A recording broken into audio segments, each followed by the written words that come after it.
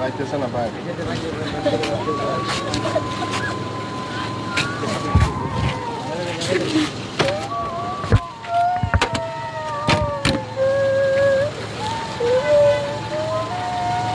আপনার একটু খেয়াল লাগে তো সবই শেষ হয়ে গেছে।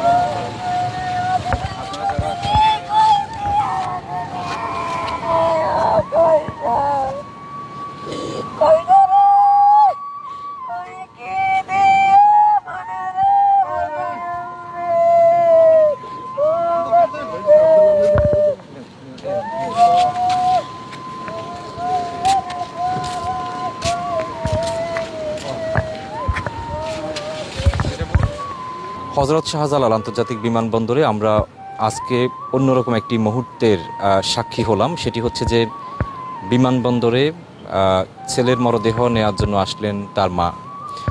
এবং আরেকটি কথা না বললে না, তিনি, আমরা কামরুল হাসানের কথা বলছি, ওমান প্রবাসী কামরুল হাসান।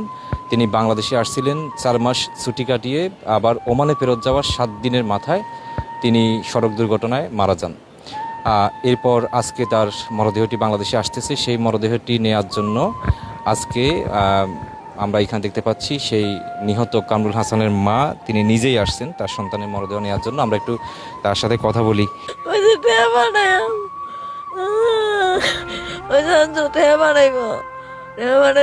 ডাক্তারের কাছে যাম, আমি তো কষ্ট জীবনটা গেল বাজি।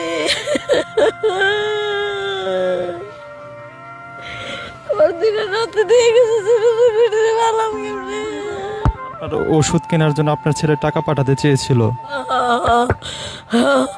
ওই যে আম্মা ওষুধ খেতে বলে টেয়া দেন, ডাক্তার কাছে যাই হালকা 5,000 টাকা দেন।